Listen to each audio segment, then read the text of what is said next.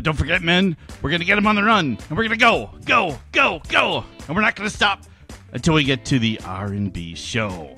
So what do you say, men? Can you dig it? And now, here's Ricardo and Brad. Rudy reference there.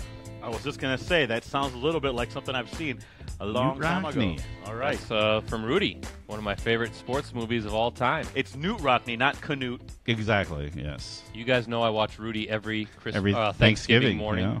That is a tradition in the Christopherson household. And the ending's always the same, I assume. And you know what? I am not embarrassed to say I shed a tear every single time Rudy gets that sack at the end. Oh, yeah. And he's running on the field. His family's there. Ned Beatty says this might be the most beautiful sight these eyes have ever seen when he looks at Notre Dame Stadium. It gets me, even though I've watched it like 50 times. I always shed a tear, but that has more to do with my jeans fitting so tight after those big this big meals. This is pre-meal for me. Oh, pre-meal for you, okay. Like Pre-meal for get me. up in the morning, don't even get out of your pajamas. Just go downstairs, pop it in. And it's almost time, boys, to watch Hoosiers now that we're in March Madness. All right. I'll make it. That's all you got to say is I'll Okay. make it. I'll make it. I know I can make it. I know you can't make I can't those make it. No, shots. basketball's not my game, but I love watching it. Yeah. Well, we're going to talk a lot about basketball in this show. Welcome to the R&B Show, episode number 26 of the only podcast dedicated to high school sports in the Fox Valley. I'm your co-host, Ricardo Arguello, sitting alongside with me. As always, it's Brett Christopherson. And don't forget about Rosie over there punching buttons behind the live stream machine. He's our producer. We're all with USA Today Network Wisconsin. And here's a rundown quickly of what we're going to talk about. WI State Girls Hoops Preview, Brett. We have a couple teams down there. Boys Sectional Preview on the Hoops side as well. I'm going to quickly touch on state team wrestling and some news that kind of broke very, very recently about a former head football coach around this area. Also, some thoughts on maybe WIA baseball, summer baseball, I should say, saying bye-bye and merging with the spring version to make one unified title, I guess you could say. And Good riddance is what I say to exactly. that. And we'll wrap up with a little bit of talk on our Hortonville Hoopsters that are here for Varsity Roundtable later tonight. Emily Nelson and Lexi Walter. Hey, can I interrupt? We got Sure. a Facebook question already from Danielle Beaton. He wants to know, what the bleep is this? What does it look like, Daniel? We're talking high school sports in the Fox Valley area, Daniel. Can I call you Dan? You look like a Dan. But, yeah. We'll start with WI State Girls Hoops Preview. What kind of a question is that? Well, Brett, let's take a look at these. I guess you could say the two teams that are making it down there for the Appleton area. We're actually kind of a little shocked that it wasn't more teams because according to my homer picks from last week, I expected Seymour and Wrightstown to be there, but both of them, unfortunately, and Shiocton as well. All three of them, however, bowed out at the sectional level, unfortunately. But we did pop through two teams. In Division I, Appleton North, they take on Arrowhead at 6:35 on Friday. Before that, though, is the Division II semifinal matchup between Hortonville and Beaver Dam. That's at 1:35. Both games over there at the Resch Center. By the way, fantastic venue, and they actually just re-upped. Well, that was going to, we're going to talk about that later, too. I have that on the notes. Brett, real quick, your thoughts on Appleton North, and I'll add some of mine as well. Appleton North and Hortonville, both respectively FBA, well represented at the tournament. Well, Appleton North, the defending Division I state champs, and we streamed their sectional final on Saturday. We were all there at down at Oshkosh North, Appleton North versus Kimberly, and the Lightning surprisingly chewed the papermakers apart. Yeah, we expected a pretty close game, but as you said, Ricardo, going in, watch out for North. They're really peaking at the right time and playing good basketball. I love the fact that and you can touch on it with what Coach Joe Russum told you after the game about using some motivation, maybe from you and some of the words you said, but now that the state tournament is seeded in all divisions, I find it amusing that Appleton North is seeded fourth out of four teams, and I have a feeling that Joe Russum, great coach, intimidating man. I went up to him before the game to get some name pronunciations, and I thought he was going to beat me up. He just kind of glared at me. I know, Rosie, he was listening to his heavy metal stuff in the parking lot and getting ready for the game, but you know that Coach Russum's using this as motivation. Absolutely. And you know, I think he embraces the fact that he's the fourth seed. Yeah, I think he had a point because anytime we talked about Kimberly Brett, I think you and I and most TV journalists, it's hard not to bring up their defense because that's kind of what they hang their hats on. Yeah. Where Appleton North is more of a balanced team, wouldn't you say? That has some girls going D1 on the offensive end, more so when you're looking at Levy and Brecky. New Hampshire for Brecky, and then UW-Milwaukee for Levy. Yeah, and he's like, I kind of used that, and Kari actually kind of confirmed that was actually used as motivation. I do find that them being placed at the number 4 seed to be very interesting because now look, I actually had them when I kind of looked at the 4 teams. I kind of thought, okay, maybe a 3rd seed, given that Mukwonago and Arrowhead were a little bit higher in the rankings, but Oak Creek came in. Now they had beaten King, which but that is a great victory for them. But they had also lost to Kimberly, a team that North beat 3 times this year. So I'm not exactly sure how that was determined, but I'm sure Russum is going to have his team prepared to knock off that number 1 seed because they feel that they should be the number 1 seed, and now they get to play them in the semifinal right away. Either way, all 4 teams actually, if you could think about it, Brett, had a claim to that number 1, except possibly I thought Oak Creek. I don't know if their schedule was as strong as the other 3 schools, but I had no problems with Arrowhead being number 1. I just didn't think North would be number 4. No, it's a good Division I field, very deep, very talented. Any one of those 4 could emerge with the gold ball, but I'm going to diffuse the tension over there at Apple North and Rosie and Ricardo. I'm going to say North's going to hold up the gold ball for the straight years. Yeah, their chemistry on Saturday was fantastic. I mean, the way they moved without the ball, the way they moved the ball, the way they played defense together, everything was together. And they're going to be a tough out with all that experience coming back and the fact that they've played big games and the fact that they're playing their best basketball. It's pick your poison. Who do you want to stop? Because they got kids all over that floor that can shoot the basketball and score. So it's going to be tough to beat these guys. And even when Kimberly started making that little pseudo run, coach called a timeout. And after that, boom, right back to it. And that was that. That was it. Yeah. Yeah. You thought maybe Kimberly had a chance to kind of climb back in it, but no, it was done deal. In the coaches' conference call that the WIA puts together very nicely, Todd Clark kind of runs it, where all the coaches kind of come on and talk for a few minutes about their team and field questions from state media. Coach Witt from Arrowhead basically said, "Hey, we're from Classic 8. We had 4 teams in the final 16." And, we have 2 teams at the state tournament. Well, the FVA also had the same thing. FVA had 4 teams that reached the 16 level. Now, obviously, Hortonville's Division 2. But Hortonville, believe me, can contend in any Division 1 conference in the state. And they had 3 teams in the, Elite 8. Hopefully I'm not, is that a copyrighted term, Elite 8? I don't know. But they had 3 teams, of course, Brett, as you know, with Kimberly, Appleton North, and Appleton East making it there. So, or Hortonville, I should say. And then they had 4 with the Appleton East being in the top 16 teams. So both conferences are well represented. Hey, I get that the Classic 8 is good, but why does the FVA always have to defend itself? I always feel like the FVA in basketball or any sports up here has to defend itself. Why is that? Look, you got obviously the powerhouse Kimberly in football doing what it does. Yep. Look at basketball recently. Appleton North girls, Xavier boys, Kaukauna boys, Oshkosh North boys this year, very likely to win the Division I state championship. Come on. In wrestling. I mean, you can look at up and down the sports. The Fox Valley area, I would contend, is as good as any area in the state. You look at the southeastern portion of the state, and sometimes a lot of credence is given over there to their excellence. But I think the FAA or any of the Valley schools actually can contend with anybody that's down in the Southeastern Conference for the most part throughout most of the sports. There's some sports there where they kind of have the edge, obviously in tennis. Though actually the Neenah boys team finished as state champs. Yeah. So we're going to be homers, Brett. We're a little bit of homers. We kind of see these teams all the time. I think the proof's in the pudding, as they say. Okay. There's a lot of hardware, a lot of gold in the area trophy cases, so I don't know why the FVAs and even the other leagues, Northeastern, Bay, some of those conferences, why we have to defend ourselves all the time. It's no reason to. Well, we all think, right, Rosie, you're on board with this Appleton North. Oh, yeah, holding up without that a doubt. ball. Without a doubt. Now, we have Hortonville later on the show, on the Varsity Roundtable later tonight. Now, they have an outstanding, tough opponent. Beaver Dam. There are some folks who think Beaver Dam's the best team in the state, regardless of division. You can make a good argument for them, Brett. They're the defending state champions in D2.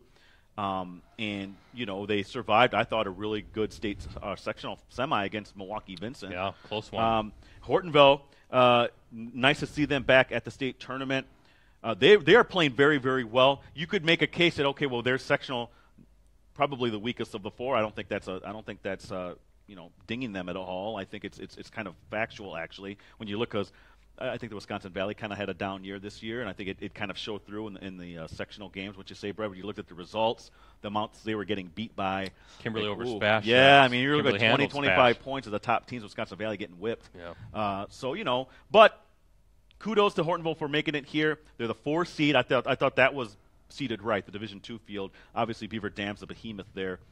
Brett, do they have a shot? Yes, they do. Okay. They have a good shot because there's a lot of talent, number one, on this Hortonville team, led by Shea Frederick, who's going to play at Valpo at college, but some good young players. McGlone, the big underneath, she can. Just a sophomore, too. Yeah, she can play tough in the low post, but look at the schedules. Hortonville is battle-tested. They've played, obviously, an FVA schedule. They've had Seymour in there. They've had, I think, Notre Dame in there.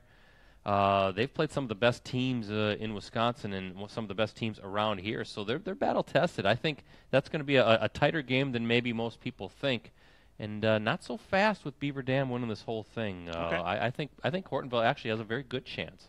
Okay. I agree. I think they have a puncher's chance because Frederick has been hot of late in terms of shooting the ball. McGlone has developed incredibly over this year. I mean, she has gone from being, this girl, you can see, she's kind of stands out a little bit. Now she's an actual, she's probably playing the best out of all the players there for Hortonville in terms of the consistency level. So I think they do have a chance. Now, I did pick Beaver Dam to win the whole thing way back a couple weeks ago when I actually put the field together. I'm not going to change my prediction on that, but I do think Hortonville, you're right, Brett, I agree with you completely. I think they can make this a game, and it'll be closer than perhaps people think. Well, Beaver Dam's really their only close game was to Vincent in the, sectionals? Semifinal. It was like a 43-41 game, something like that. If you look at Beaver Dam's schedule, which I just did yesterday, they've pounded everybody. Yeah. So there's no doubt they're number one for a reason. There were no close games on the schedule. But, I still look at Hortonville and that strength of schedule that they've had. That matters. We've seen that in all sports. It matters who you play in the league. You might have an okay record in the FVA, then you drop down a division, you're playing teams from weaker leagues, and time again we see those FVA teams make deep runs in tournament play. So it would not surprise me, while it would be an upset, I guess, it wouldn't, in my mind, be that huge of an upset. Brett, we do have some Gannett teams, this upper northern Gannett teams here still in the tournament as well. Amherst, team that you guys know, they're in D3. They're playing St. Thomas More. I think they're going to win the D3 field. Actually, I do too. Okay, maybe I'm a little biased because they did beat Wrightstown, who I thought was a fine team, and that really raised my eyes. Even though you thought that Amherst had a really good shot at beating them, and it actually did happen. I think Amherst is going to win this one. Well, we talked about Rosie and I streamed that game. It was that last Thursday down at Menasha in a sectional semifinal game. And we commented, whoever wins this game, I think, first of all, is going to go to state, and secondly, has a really good shot at winning the whole thing. They took apart a very good Wrightstown team. They've got Mo as a really nice-looking point guard. Pearson, and Paige, or Heather Pearson, I believe it's Heather, going to play. Heather Pearson. Play collegiately at UW Oshkosh. I remember her last year being a tough matchup for Wrightstown. Wow, she has even taken another step this year. Great on the block, good footwork, good finisher, both right and left hand. Yeah. She was tough, and really no answer for her. So very skilled, and the fact that she's going to play in the WIAC, which we all know is one of the best, maybe the best conference, Division III in the country, says a lot about her skills translating to the next level. I think they're going to be a very tough out. And don't forget, Amherst they've got really great basketball tradition, particularly on the girls' side. They're no stranger to playing in the state tournament and winning state titles. So this is not anything new for the folks who follow Amherst Falcons. Yeah, I was going to say, kind of an underrated school when it comes to a lot of things. Football, too. They're very good athletic. They're very good over there, the Falcons. Mm-hmm. They get the job done when it comes to a lot of different sports. So we're picking Amherst. You agree with me, Rosie? Yeah, definitely. They have a glue girl, Groshek. Her last name Ashley is Groshek. The sister of Garrett Groshek. Oh wow! Former star at Amherst, who's now playing football for the Badgers. So a lot of athleticism over at Amherst. Yeah, they to me they look like the most complete team. Yeah, they can defend and they can get out in the run. They can play half court, so they can do a little bit of everything. Very impressed with Amherst. I don't know. Does anybody else match up with Pearson underneath? I just there's when they're looking at St. Thomas More, and that's a school that's actually played a very tough schedule. St. Thomas More, they have a Taylor Kirby who's 6'1", and in terms of girls that matches Pearson, there's actually on the Dells on the other side of the bracket, Jamie Pfeiffer, 6'1", and a 6-foot girl, Anna Lutz for Marshall. But I just look at the totality of Amherst's schedule. I just think that they're the more complete team, the most battle-tested team. So I'm picking them in D3. Now, Brett, we do have a couple other teams. Manitowoc Lutherans in Division 4. Unfortunately, Aquinas is kind of the powerhouse there, undefeated, and and I think they're gonna. You remember Aquinas, they lost in that last second to Howard's Grove last year. I don't think that's going to happen this year. Come on, I'm pulling for Crandon. Crandon is that state taking on Aquinas. Crandon Cardinals? I think it's that's right. I think it's the first trip for Crandon, so you know that whole town. And they beat Shiocton, too. Be down there. Congratulations to them. And then in Division 5, Newman Catholic also made it from the Gannett, the 10 sites, the Wausau School. Unfortunately, they played Blackhawk, which is seen as kind of like the big elephant in the room there. So kind of a tough matchup for Newman Catholic. But hey, see what happens. They're high school kids, and anybody can beat anybody on any given day. Right, and that Ricardo? starts, yes, it Is that does. Cliche? The division, or I should say the state tournament, again, starts off at 1:35 with the Division 3 games. That's on Thursday at the Resch Center. So, by the way, the Resch Center just re-upped with PMI. Yeah, I was and gonna the WIAA, right? I've got it here. Girls State basketball and volleyball are going to be played at the Resch through 2025. So great news for us around here in Northeast Wisconsin. And then, of course, the boys volleyball will be played there through 2019. And I think it's the Resch Center, as we all know, a fantastic arena, a really good venue. And I love the fact that Green Bay is really starting to be included more as a WIA state tournament destination. And no offense to those who love Madison and Milwaukee, but Madison in particular. But come on, folks, the Wisconsin doesn't begin and end in Madison. All right, That's right. There are other cities and other population bases, namely the Fox Valley in Northeast Wisconsin. A lot of people live. Rosie and I, you've talked about a lot of people live around here too. It's not like we're in some we're not hanging out in the countryside. No, we do have indoor plumbing. Yeah. Well, there's some backstory and some inside to that, but we're not going to get into that. Well, before we move on to the boys side of this, little animosity there. I was initially against it. No, but it took me only 1 year to see it set up. Knew that it was the right fit, so I was completely wrong, and I completely admit it. I remember talking to actually Dave Anderson about that, and he gave me a pat on the back. He's like, "Hey, we all kind of make mistakes." I'm like, "Yeah, well, I did on that one, no doubt about it." I mean, it's a great. You got Lambeau Field right there. Plus, don't forget about the continued emergence of the Titletown district behind Lambeau Field. So there's a lot going on just in that little area by itself when you have the Resch Center. So I think it's a great site. A lot of parking, very easy to get in and out. Probably easier than it is in downtown Madison by Camp Randall or the Cole Center. Yeah, it is. Believe me, for when it's individual state wrestling and the hoops tournaments, this, Brett, it gets really crazy down there. So by the Cole Center and a little bit, and to a lesser extent over by Camp Randall for team state and for football. Hey, boys, Division 1. Let's look at some of these sectional matchups that are coming up here that involve our teams. Number 2 seed Kimberly versus number 3 seed Stevens Point at Appleton East. Let me run these down before we kind of get to them, Brett. That's in Division 1. Division 2, a game that we're going to be live streaming. Number 1 seed Kaukauna versus number 2 seed Pulaski at Green Bay Preble. In Division 3, don't forget about our guys, the Xavier Hawks. Number 1 seed versus number 2 seed Wrightstown at Menasha. In Division 4, number 1 Oconto versus number 2 Shiocton. Look at Shiocton's up there at the sectional level. That game will be played at Bayport. So those are our 4 games involving area teams. Brett, let's quickly run down with them. Kimberly, Stevens Point. Stevens Point still dangerous. Now, everyone knows they lost Hauser, but they've been playing extremely well. And obviously it all starts with their sharp shooting guard, huh? Drew Blair, yes. A kid who's really lit it up this year and kind of carried it. Spash, boys, had some 30-point games, and despite defenses really focusing in on him, I just think Kimberly is too much of a complete team. I think the Spash run comes to an end on Thursday. Kimberly can do a little bit of everything. They can play in the half court. They can get out on the run. They defend hard. They've got bigs. They've got shooters. They've got ball handlers. And they played in a really good conference. So I'm going with the Papermakers in that one. And I think it's going to be a fairly close game. But I think Kimberly pulls away mid-second half and ices it. Earns a trip to the sectional championship. Yes, because we want that happening because we want that Kimberly Oshkosh North. By the way, Oshkosh North are playing Eau Claire North at Wausau West in the other semifinal. Yeah, Oshkosh North will handle the Huskies of Eau Claire North, but I'd be happy with a Spash Oshkosh North matchup again as well. Rematch? Yeah, that would be at Marshfield. So maybe a game we would stream, Rosie. That's right. Division 2, the game that we're live streaming. I will be there actually on the Thursday. I can't believe it that I'm actually going to be live streaming a sectional boys game. I'm very, very happy about that. Number 1 seed against Kaukauna versus number 2 Pulaski at Green Bay Preble. Brett, we're excited about this because we get to see our guy Jordan McCabe. Yeah, will be likely our final chance to stream Jordan before the season ends and his career ends at Kaukauna, and he goes off to Morgantown to play for the West Virginia Mountaineers. But Kaukauna ranked number 1 in the final D2 Associated Press State poll. Pulaski ranked number 10. So it's a battle of 2 top 10 teams, and don't sleep on the Red Raiders. That is an established program and a recent state champion at the Division II level.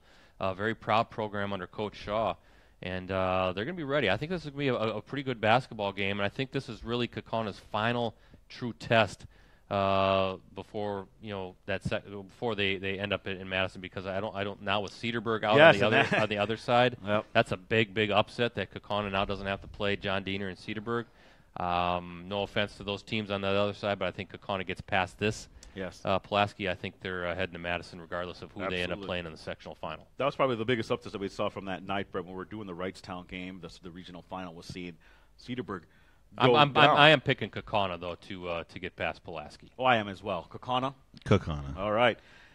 Division 3, talking about Wrightstown. Hey, and heck of a win for them in the regional final. Our guy Binding there, Jacob Binding, hitting that 3-point shot. His only shot of the game. That's all you need when you hit the game winner. He was 1 of 5 from distance. That's a game we streamed.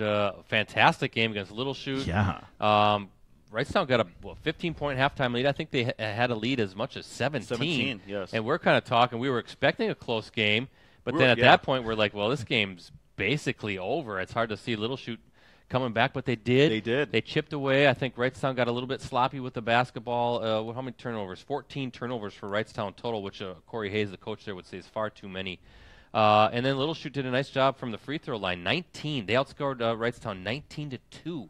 Yeah, that was a very surprising differential there, I noticed as well. So chipping away with the clock stopped, and Noah Miller 11-12, 29-point night, the sensational junior for the Mustangs. But all of a sudden it's tie game, and it's tense. It's 60-60, and Binding off of an inbounds underneath the basket. He just leaks out to the corner, steps away, nobody on him, and he fires it. No hesitation. Nothing but net, despite he had missed 4 attempts earlier. Buries the biggest shot of the night for Wrightstown and in that game. And then a last-second heave by Keenan Stevens. It looked good off his hand. Yeah. It looked like it was on line, just a little strong off the back iron, and Wrightstown survives. Their reward for surviving is now you get to play a team that's won 52 straight games and is an absolute machine right now. But who knows? Like Corey Hayes told you, we get to be on the same floor with Xavier, and let's see what happens. Yeah, and that's all. You just want that shot. And you guys have seen Xavier of late. I have not seen them probably in a month or two. So, and I think they're still playing at a high level, right, guys? Oh, yeah. You've seen them play? Yeah. Okay. They put 5 shooters on the floor. Again, who do you stop? Yeah. And they talk about chemistry with Abilene North. There's great chemistry with the Xavier team. They played together for a number of years, especially those 3 seniors, Ferris, Plowman, and DeYoung. But I said it time and time again, and it's nothing earth-shattering, but when you have 2 highly skilled point guards, essentially, Hunter Plowman and Sam Ferris both can play that position and run it at a high level, it's a luxury when you have 1 of those at the high school game, let alone 2. And the fact that they can also create offense from their defense because they're really good at forcing turnovers, quick hands, and they're anticipating where those passes are going to go. They close off those lanes, and it's run and gun, and it's shoot. Until Xavier's beaten, it's like Kimberly football. Until somebody can prove to me that they can beat these guys, I'm not picking against the Hawks. And I think the Hawks not only beat Wrightstown, but they're going to win the gold ball again. I agree. Brett? Or Rosie, I'm sorry? Oh, yeah, I think so. And also the way, they create points off turnovers. How many times have we seen 3/4 court passes? Yeah. Just, boom, right down and easy 2 points. A kid leaks off of a defensive rebound, they're turning around and bam, outlet pass, and they're already then you were completely on your heels if you're the opponent. Yeah. It's just so hard to practice, so hard to simulate and practice that speed. And fun to watch. Matt Clarner's got a really it is fun to watch. He's got a great thing going right now. Xavier, if not looking too far ahead, trying to get to the state championship game for the 4th straight season. That's an incredible run of success. Now, Brett, so the other side of the bracket, Valder, Southern Door, those 2 teams don't worry you at all? No. Okay. Again, Xavier's just too skilled. But that's an interesting matchup. Southern Door's got some good young talent, and watch out for these guys even next year. I know Valder's also a very good basketball team and a team that played Xavier in the sectional championship last year. So could be looking at a rematch. Wouldn't be surprised, though, to see Southern Door squeak through. Derek LeCaptain, really good-looking junior, strong. I think he might be even getting some football looks at Madison. And the coach's son, I forget his name at Southern Door, but I also know that Valders has some skilled players as well, maybe a big or two, but that's going to be a battle. I think that's a pick'em game, but I'm going to go with Valders just because they've been highly touted through most of the season. But Xavier is going to take down the Vikings, I would think. Division 4, number 2 seed Chayakna versus number 1 seed Oconto. Do you think the Chiefs can pop on through to the sectional final, maybe contend for a berth at state? I do. I mean, 1 and 2 seed at this point, it wouldn't be an upset. I admittedly really know much about O'Connell or Shackton. I haven't followed them too far, but I know that Shackton, Coach Schmidt, running a really nice program with the Chiefs, a team that's used to bringing in athletes, used to having a lot of success. Now, last year was the year they were supposed to pop on through, and it didn't happen. So I wonder if this is going to be one of those weird things where the next year they somehow make it to state. With Schmidt's son, right? Yes, was a great shooter there. I think maybe even the program's all-time leading scorer for Cheyacton. But, who knows? I'm going to go with Cheyacton just because athletically and success-wise, they've had it for a number of years now. Yeah, I'll pick Cheyacton as well. I don't think I picked them in my original picks to get through the state, but sometimes you catch fire in the postseason. Rosie, what do you think? I'm thinking Cheyacton too. I'm going. We're all homers, baby. We are homers. Hey, not speaking of homers, but we do have a Facebook question from. Is it Jerry Laundry? Jerry Laundry, Club Hey, Jerry, how are you, my friend? He wants to know if Sun Prairie is still in it. Yes. Yes, they are. Still alive with the Johnson kid. Yeah, they have some really good outside. He's a sophomore. He's only a sophomore in one of the. I think he might be the top recruit in that sophomore class in the state of Wisconsin right now. So the big programs are after him. Marquette, Wisconsin, of course, among those. So there's some very curious onlookers if you're a fan of high school basketball in the state and a fan of college hoops. You got the Badger fans versus the Golden Eagle fans. If he stays in state, which way is he going? And if he does choose an in-state team, I'm probably thinking he's going to go to Marquette just because Wojo seems to be winning that recruiting battle right now. He's pulling in the top guys. We'll see, though. That is the case. So he's got obviously some time to figure it out, but he might even go, at the quote-unquote blue blood level. We'll see. Yeah, Sun Prairie definitely a shot to get to that the Final Four. Division I for boys. I have to double check who I had picked. My guess is if that happens and Oshkosh North also makes it, that North would be 1 and then Sun Prairie would be the 2 seed. Hopefully those two teams could maybe square off in the state final game, which would be great. A fantastic game, and that would be a highly anticipated game. And I know one of our friends who's watching online, Joel Christopher, is a proud Sun Prairie alum. Yes. He obviously the wrong SP. It always starts with Stevens Point, of course, but I know Joel would really like to see his Sun Prairie Cardinals make a run. Well, I would like to see Sun Prairie there for this one reason. Number one, they'd be going against one of our area schools, either Kimberly or North, in my opinion. But so close to Madison, that crowd's going to be huge. Sun Prairie's going to bring everyone in the town, and it always makes for a great atmosphere. Well, D1 state finals, the last game of the season, last game of the night is going to be 17,000 in the Kohl Center. Anyway, just also to see Oshkosh North. If it is Oshkosh North, to see Tyrese Halliburton, the Iowa State recruit, Quincy Anderson, all those guys, and how good that team has been over particularly the last 2 seasons. So I'm looking forward to that. Hopefully that matchup materializes, or maybe you get a Kimberly that squeaks in. Or maybe it's Spash that makes the unlikely run. Who knows? Never know. There's a lot of good D1 talent. Carson Mara, by the way, so glad you streamed that one. Our friend Carson down at Deepaw. Carson, you're supposed to be studying. Yeah. Well, we thank you for the help, but we could have used you. Yeah, he's I think appreciative of the Little Shoot Wrightstown game. So, hey, Carson, we got a big one tomorrow night, Kakana Pulaski. So check that one out. Hey, speaking of Kimberly, did you have those 2 kids who were? I got to give a shout out. Yeah, don't forget our shout out to our friends there who are lifting some big amounts of weight. Logan Wilson and Tristan Argel, both Kimberly football players. Now, they both tweeted out, what did Logan Wilson, let me just get it up here real quick, show this thread. He's got a little video. Go to @20L Wilson, first max out squat of a sophomore year. He only squatted 485 pounds. Wow. That's it, huh? I mean, that's only a couple pounds less than your all-time high, right, Ruben? Yeah. Okay. He's getting He's catching me. And then you got Tristan Argol, who posted a video, too, benching, of right? School record across all weight classes, 210 pounds. At 210 pounds, it was a day 2 squat of 530 pounds.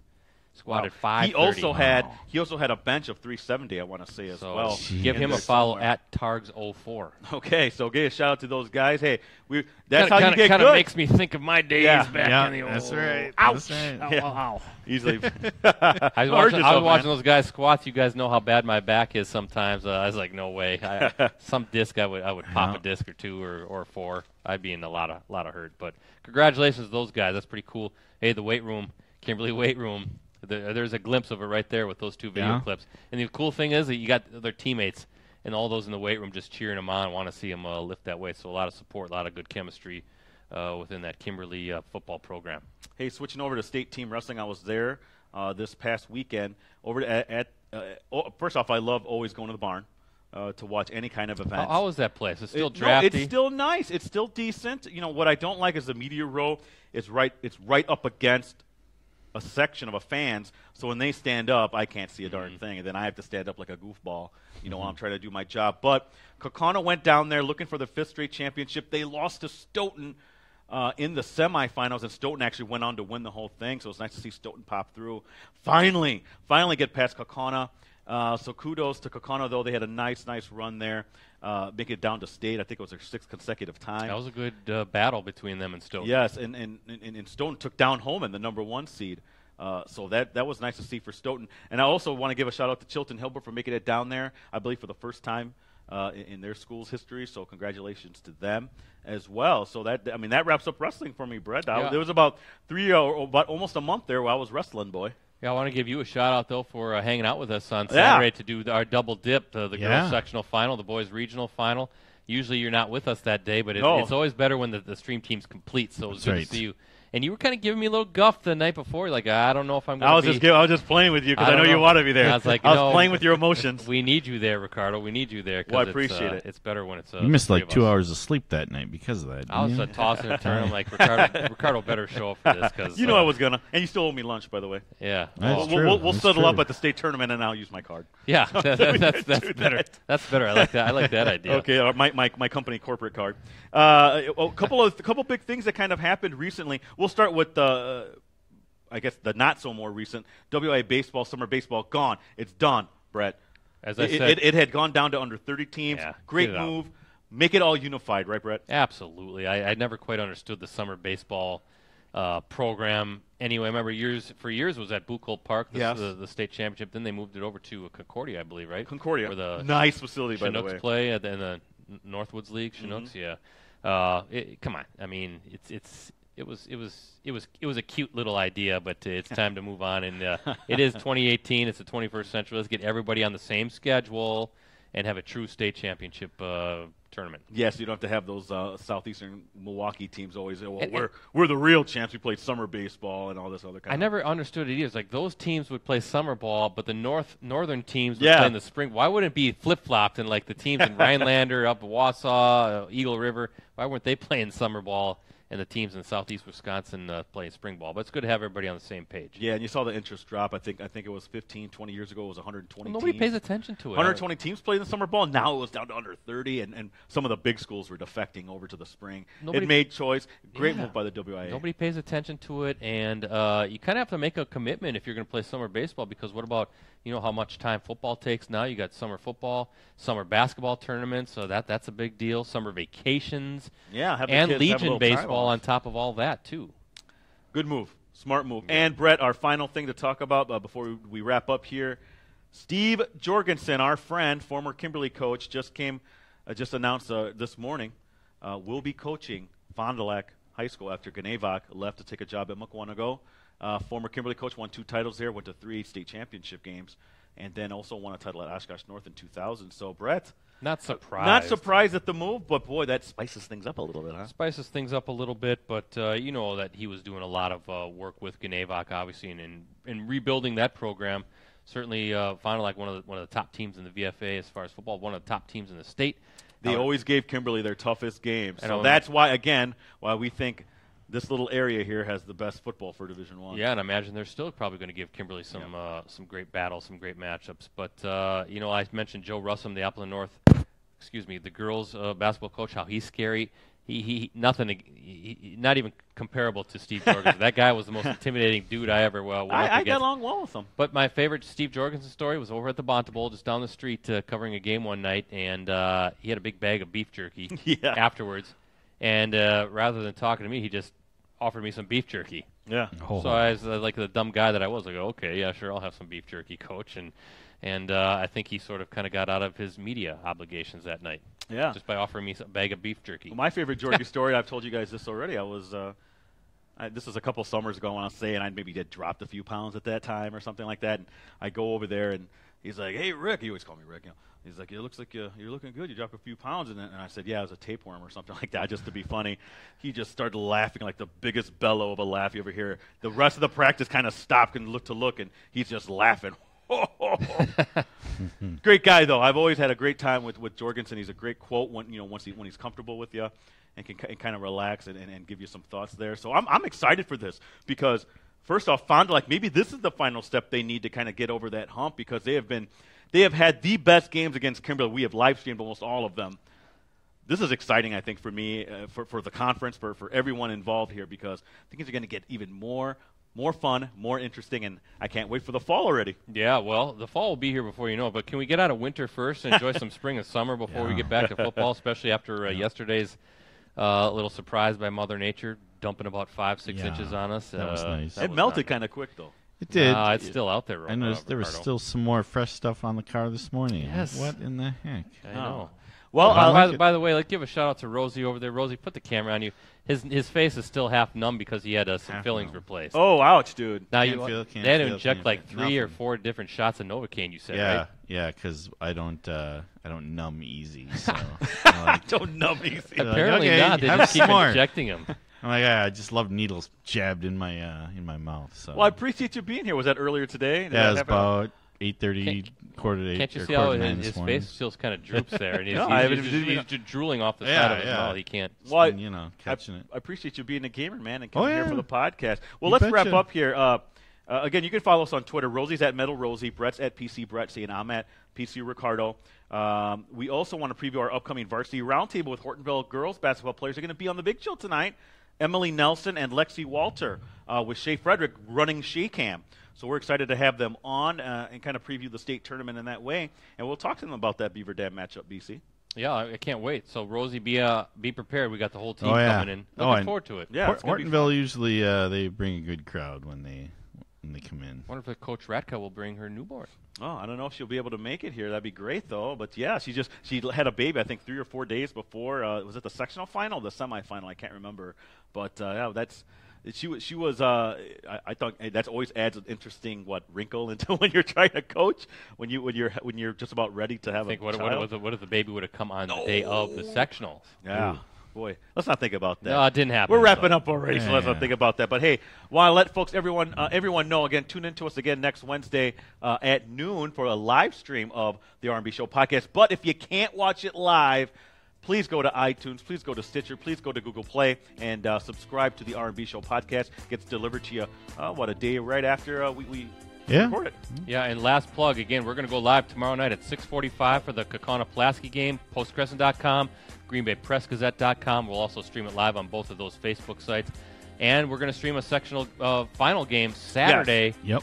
We'll let you know at PC Bretzi, at PC Ricardo, at Metal Rosie, but we'll figure out the matchups after all of Thursday's games. Okay. All right, everyone. Have a great week. We'll see you back here next Wednesday. Ready? You got stuff to throw here.